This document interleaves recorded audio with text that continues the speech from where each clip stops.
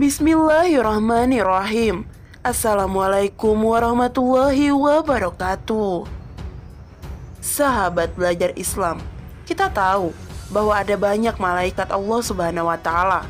Mereka memiliki tugas masing-masing. Manusia pun sehari-hari didampingi malaikat, yaitu malaikat pencatat amal. Namun ternyata tak hanya mereka malaikat yang mendampingi manusia. Ada saat ketika 4 malaikat ada di sisi kita.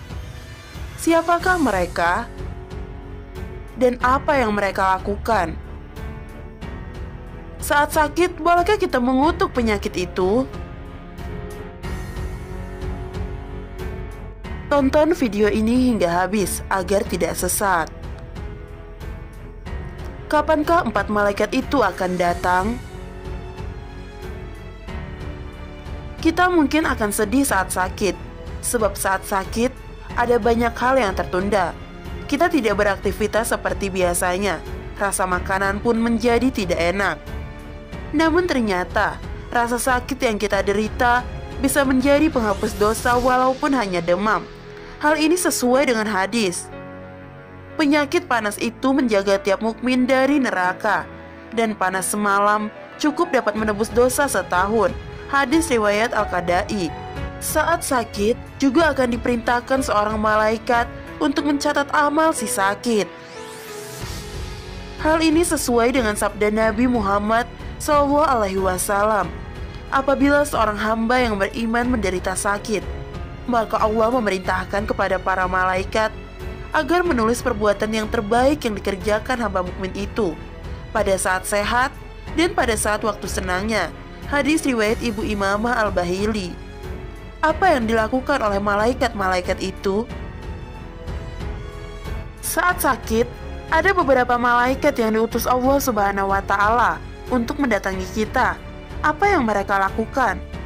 Dalam buku Al-Mawaiz Al-Usfuriyah, karya Syekh Muhammad bin Abu Bakar menyebutkan, apabila seorang hamba mukmin sakit, maka Allah mengutus 4 malaikat untuk datang kepadanya. Allah memerintahkan malaikat pertama untuk mengambil kekuatannya, sehingga ia menjadi lemah. Malaikat kedua untuk mengambil rasa lezatnya makanan dari mulutnya. Malaikat ketiga untuk mengambil cahaya terang dari wajahnya, sehingga membuat wajah si sakit menjadi pucat pasi. Malaikat keempat untuk mengambil semua dosanya, maka berubahlah si sakit menjadi suci dari dosa.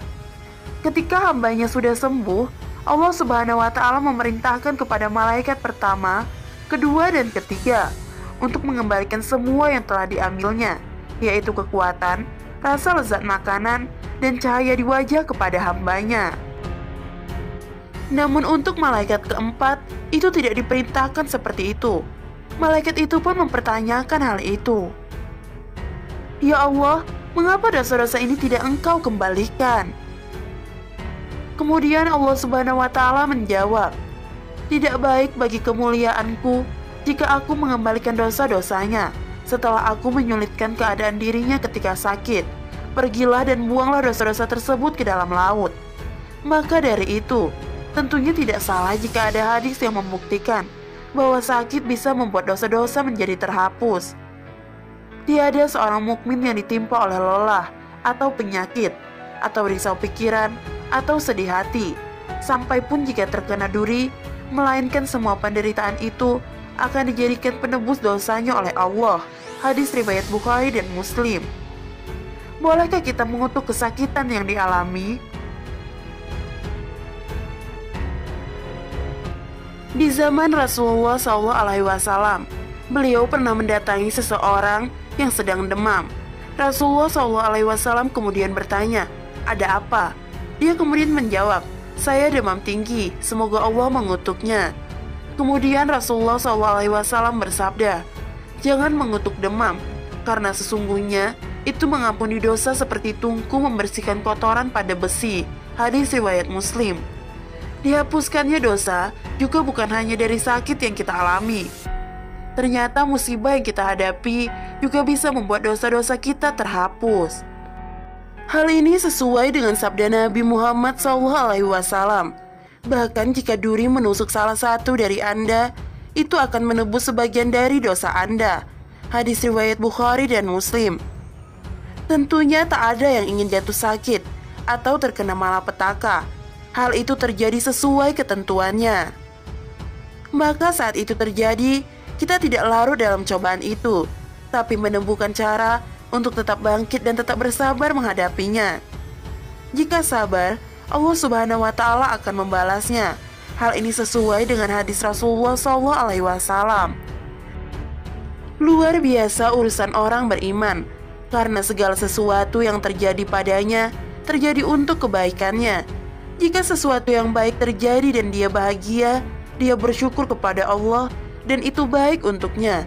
Dan jika sesuatu yang buruk terjadi, maka dia bersabar dan Allah membalasnya atas kesabaran itu. Hadis riwayat Bukhari dan Muslim.